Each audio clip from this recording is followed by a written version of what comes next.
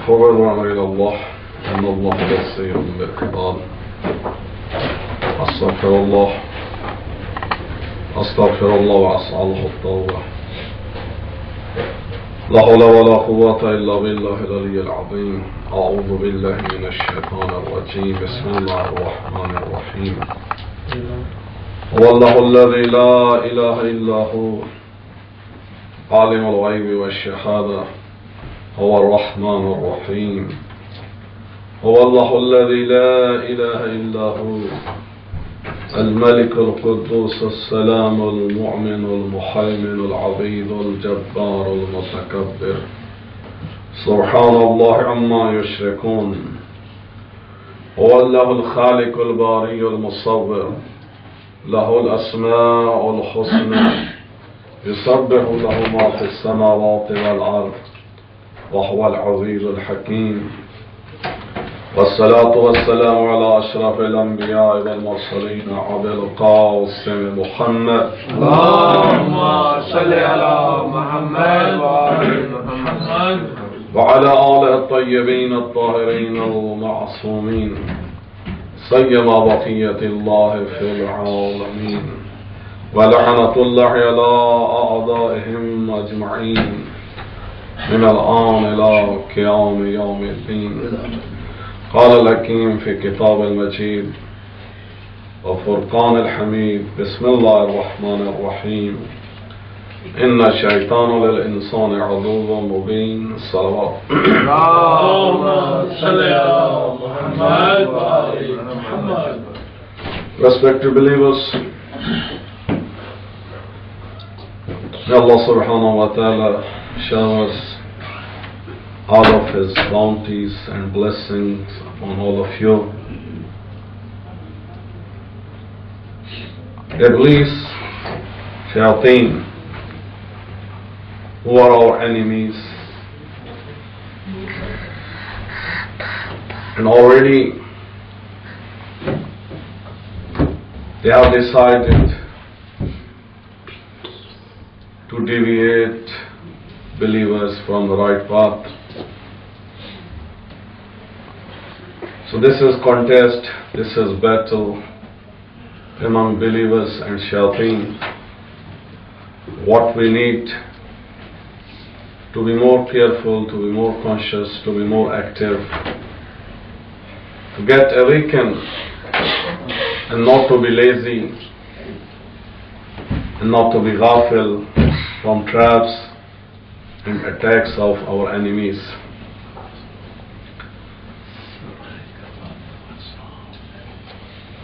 This hadith has been narrated in different books of hadith, Shia and Sunni resources,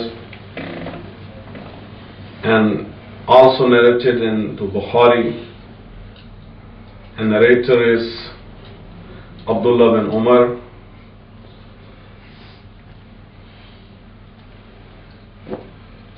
Prophet sallallahu alaihi wasallam said twice, O Allah, give barakah and blessings in Yemen, and also reveal blessings and barakat in Sham. Then some of the companions, they requested, Ya Rasulullah, also do dua. Allah subhanahu wa ta'ala should also send the same barakat and blessing in Najd. When companion requested Prophet should do dua for Najd as well, then Prophet said, Najd is place of earthquakes, Najd is place of corruptions and fitna and fasad,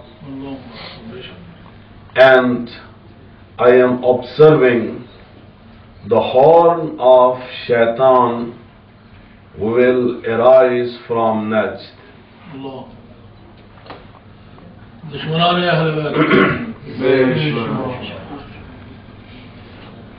And This was hadith of Rasulullah sallallahu alayhi wa sallam. Allahumma salli ala Muhammad.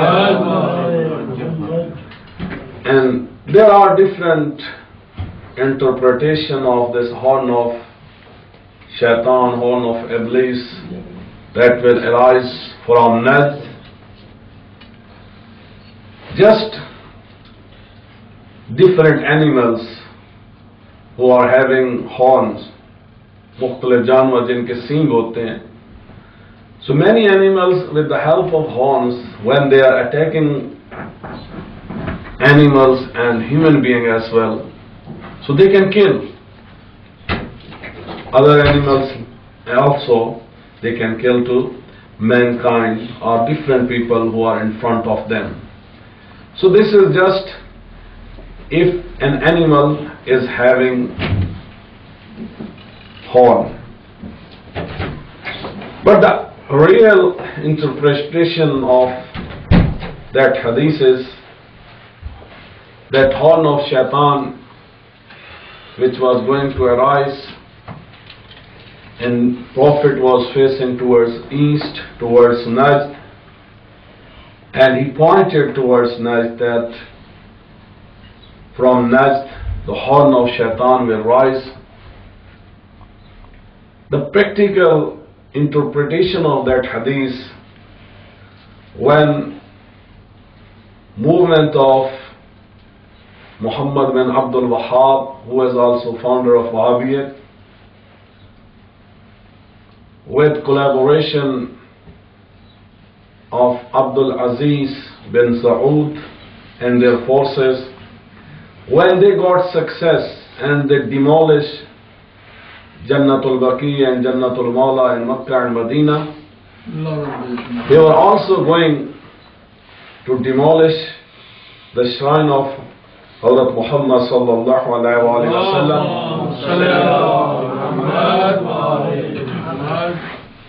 When Muslims around the world, they heard they are going to demolish the shrine of Rasulullah, so then Muslims protested throughout the world, and that made them stop to demolish the shrine of Rasulullah.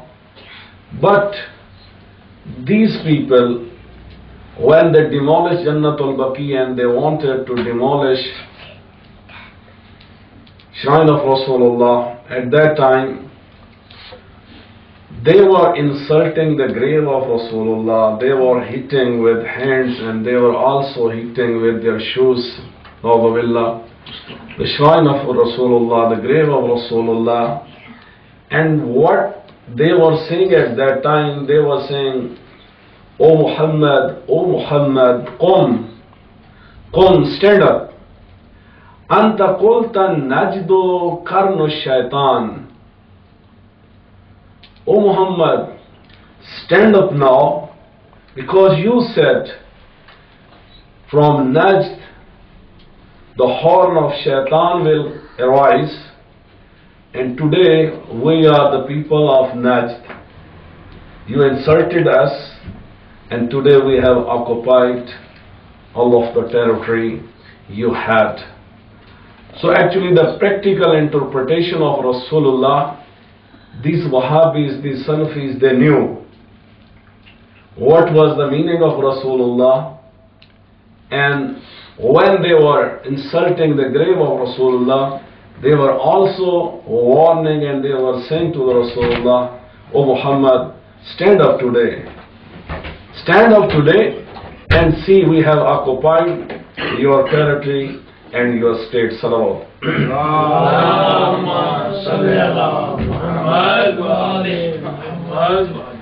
So as Shaitan, as Iblis is our enemy,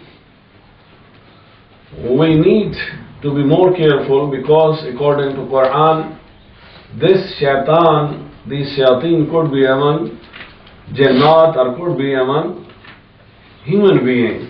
As Quran says, min al-jinnati wal-nas, the people are also followers of Shayateen. They are also helper and supporter of Shayateen. So that's why this firqa, this sect, whenever they occupied the territory of Hijaz, at that time they announced, only those who are Wahhabis, only those who are Salafi, only those who are their followers, they are Muslim, and all others who are not Wahhabis, they are Kafir, they are Mushrik, whether they are alive now, whether they have been passed away. So those Muslimin from the time of Rasulullah until the time of Muhammad bin Abdul Wahhab, so all Muslimin who are not following the aqaid and theology of Wahhabiyyat, they declared they are non-Muslims. And all other Muslims who were living at that time throughout the world, they said they are non-Muslim until and unless they are Wahhabis. So this firqa who was follower of Iblis, was follower of Shaitan, what did they say? Anyone who is not Wahhabi, so Wahhabis are allowed to kill them. That's why in Afghanistan, in Pakistan, in Iraq, in Bahrain, in Saudi Arabia, now you can see anyone who is not Wahhabi, so they are killing them. They are killing because anyone who is Muslim, so the property of other Muslim, the personality of other Muslim, the family of other Muslim, so that is respected as the right of one Muslim to the other Muslim. But as they are not considering anybody else as Muslim except and unless someone is Wahhabi, they are not accepting anybody as Muslim. So that's why the properties and the family and the people and the lives of Muslim, they are announcing and saying, and practically wherever is possible for them, they are killing all other Muslims who are not Wahhabis. And the summary of their aqaid and theology, what they are following, according to them, their God has body. God has hands and feet and different organs.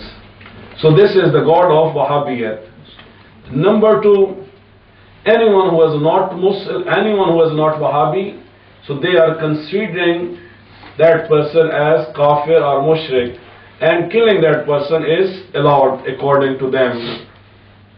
Number three, they do not believe to have any symbol and sign of grave for anyone, especially they believe the shrine of Prophet and shrine of Aimma Tahar alayhi salam and the companion of the Prophet, who was symbol of foundation of Islam in the world, so they believe that must be, these shrines must be demolished.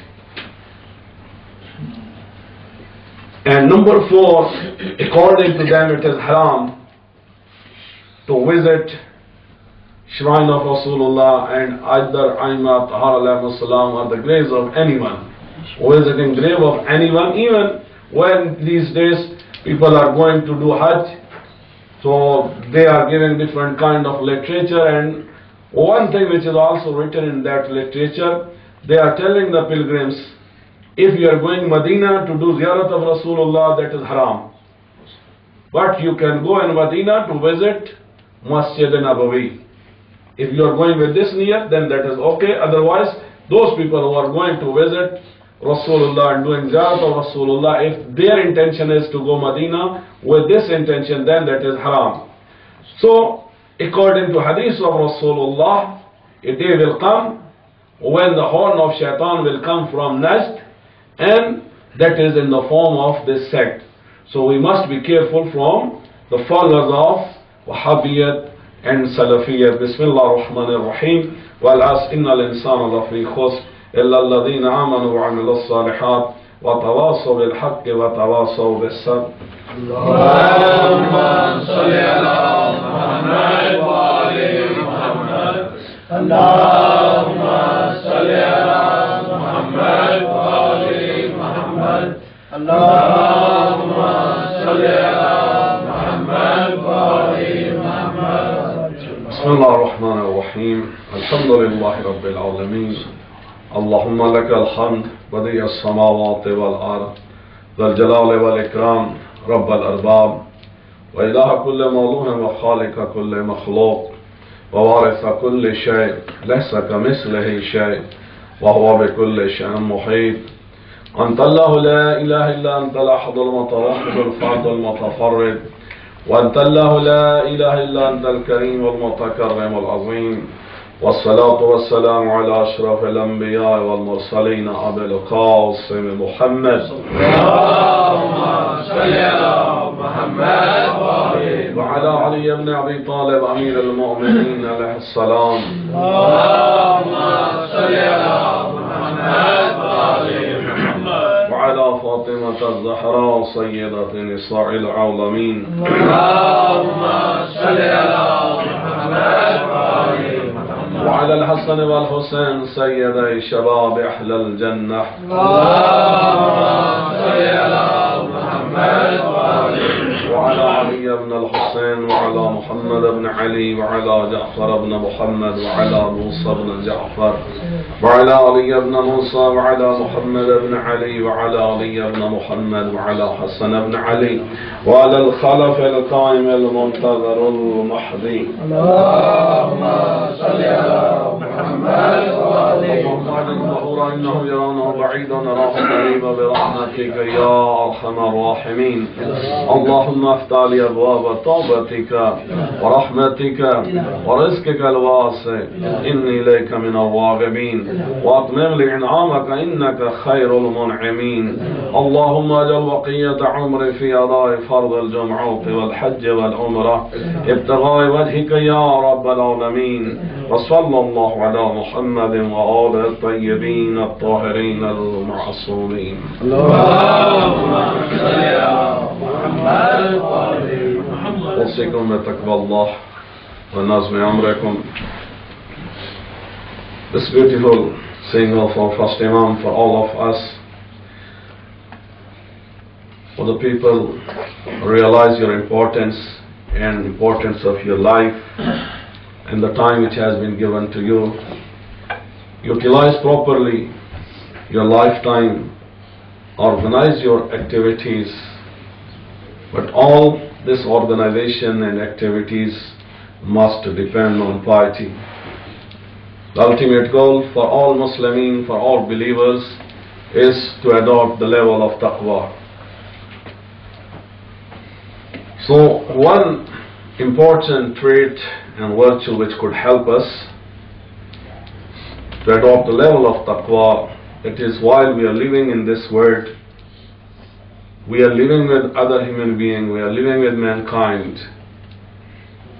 So we must be kind towards mankind, towards our fellow sisters and brothers, whether in Iman or in humanity. We have to support those who are oppressed, and we must try to stop the tyranny of Zalimeen.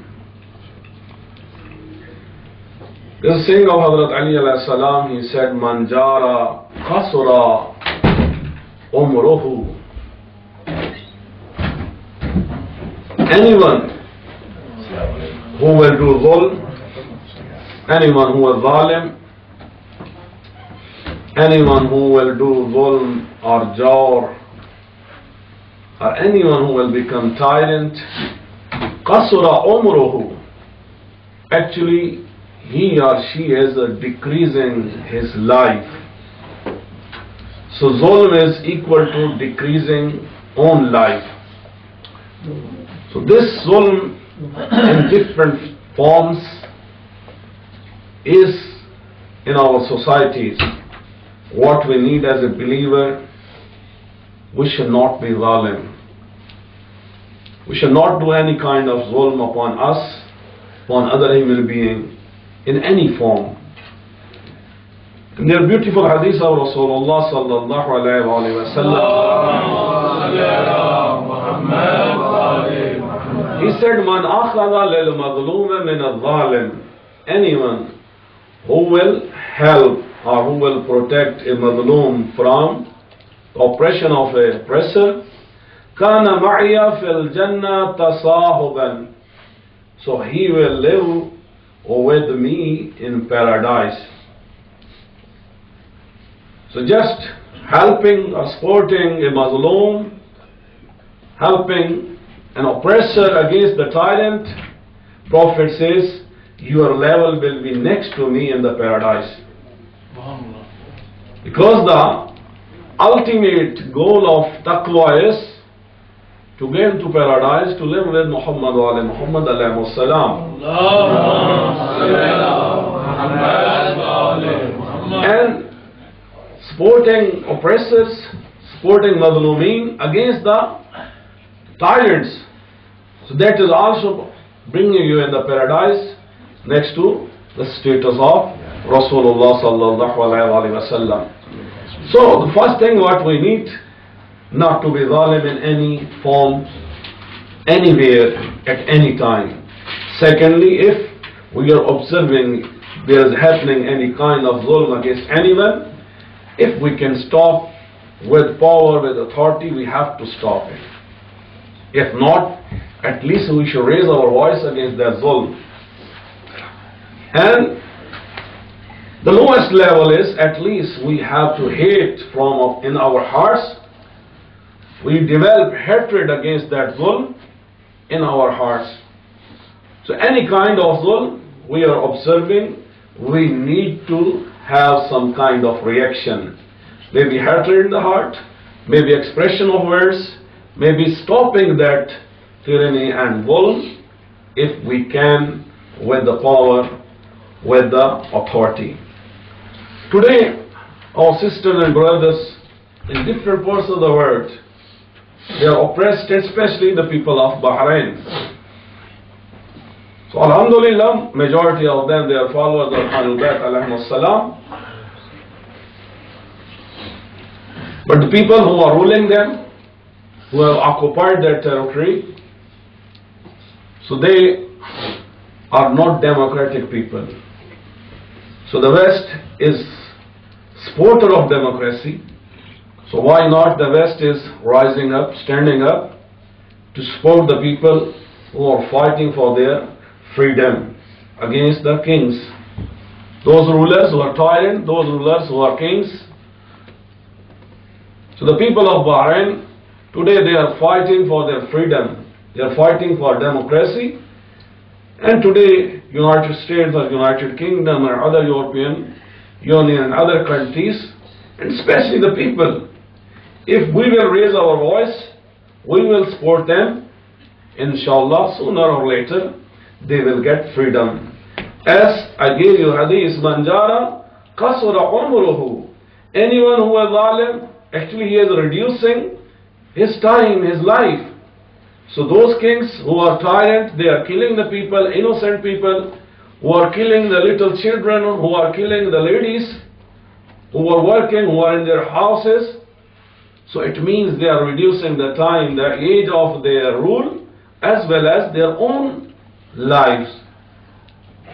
But today, as a Muslim, as believer, we have some duties. In this Bahrain, historically, the latest census and the population of Bahrain, that is around 1 million. And in 1980, that was half of that. And during the latest few years, the rulers were trying to bring Saudis to be inhabitant of Bahrain. In this way, they wanted to reduce the majority of followers of Ahlul Bayt with Wahhabis. So this was their plan.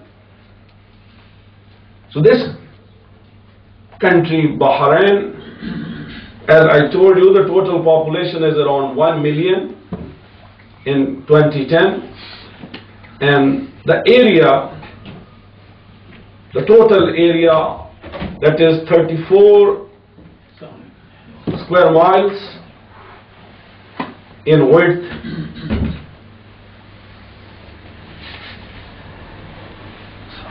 and 290 square miles. It is, but altogether this Bahrain is not one island.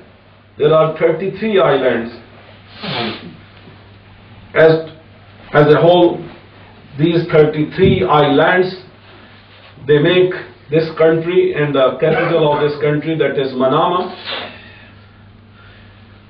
Right now this is constitutional monarchy, and the latest constitution was made in 1971.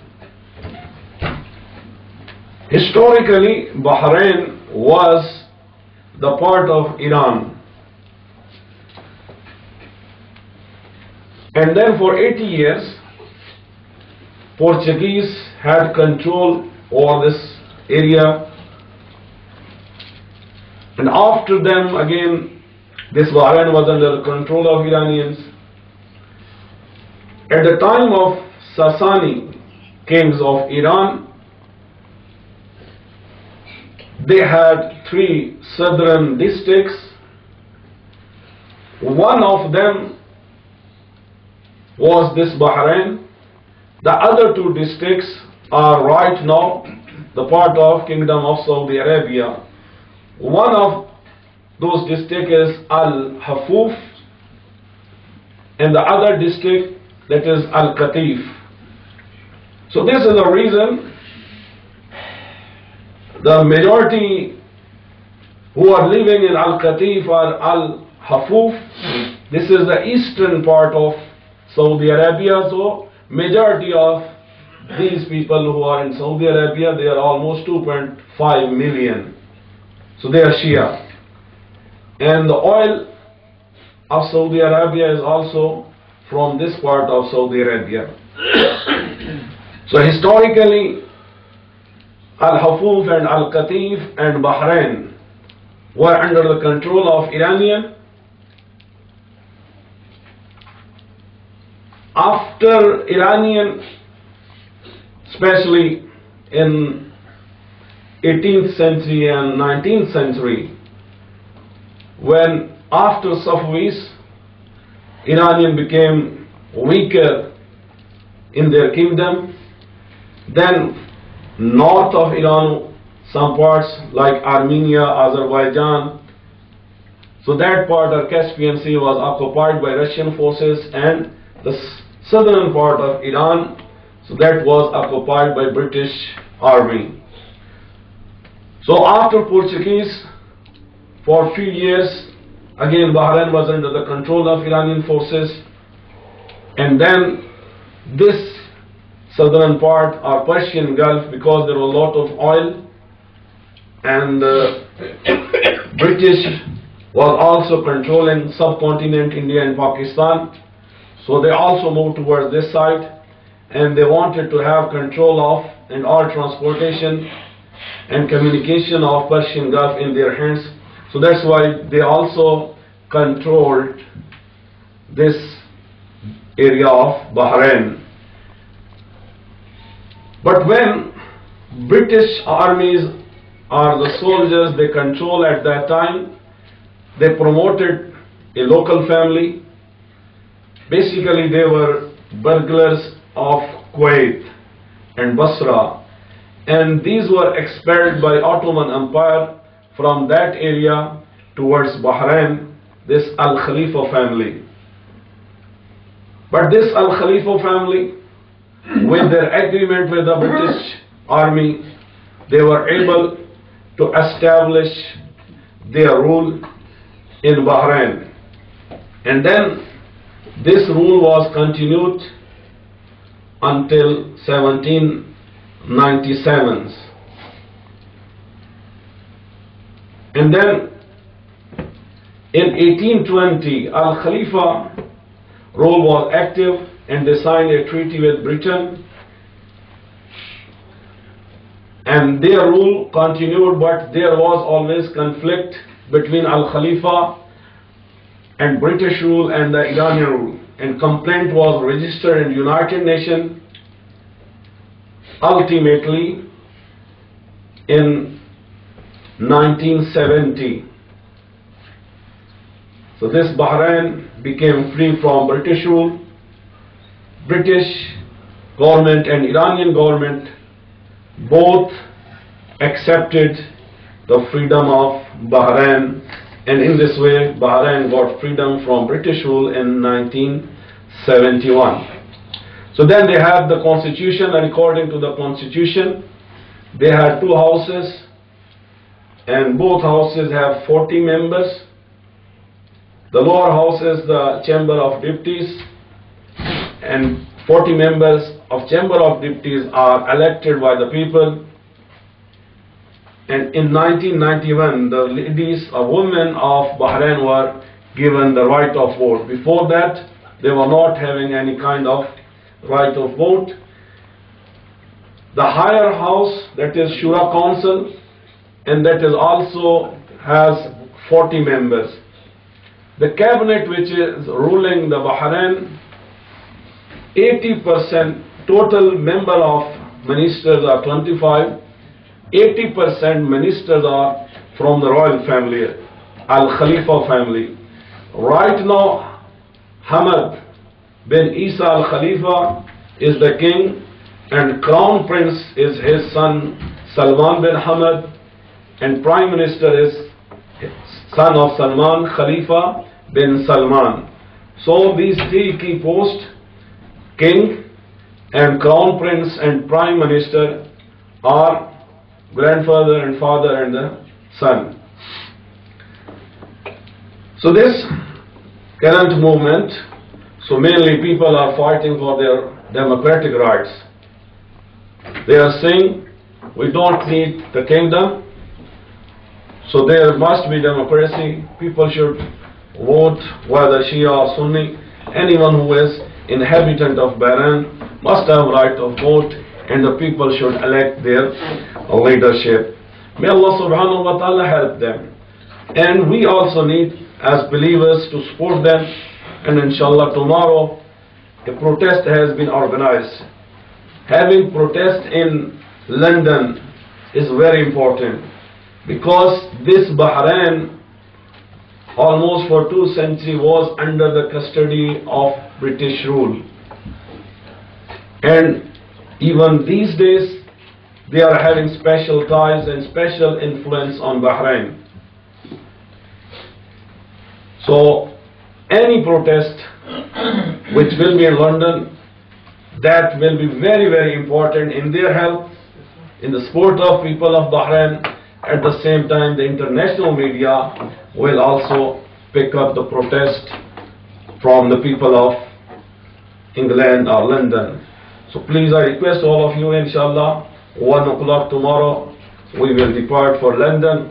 So please come here and we will go together. And those who are having 7-seaters, bring them, so that we should go together. And inshallah tomorrow, as already I announced, the program has been organized by Habnawad, that is mainly in the support of victims of flood in Pakistan, and hospice here in UK. So that will start 4 o'clock in United Reformed Church, White Rose Lane. And coming Sunday, the following Sunday, Walking People of Faith has organized a public meeting that will be in Shearwater Community Center, and a delicious food will be there, and food will be free. But we need, in last 2 programs from our community, there was very minimum representation. At least 20 people from our community must turn up over there, because one of the speakers is also from our community. When there is a speaker from our community and we are not there, so that practically we are showing we are not having any interest. And the topic is the people of faith, they are deadly virus, are good for the community. So inshallah, you have to plan for next Sunday, the following Sunday, and tomorrow program as well. Bismillah ar-Rahman ar-Rahim. Inna a'tainaka al-Kawthar fasalli li rabbika wanhar inna shani'aka huwal abtar.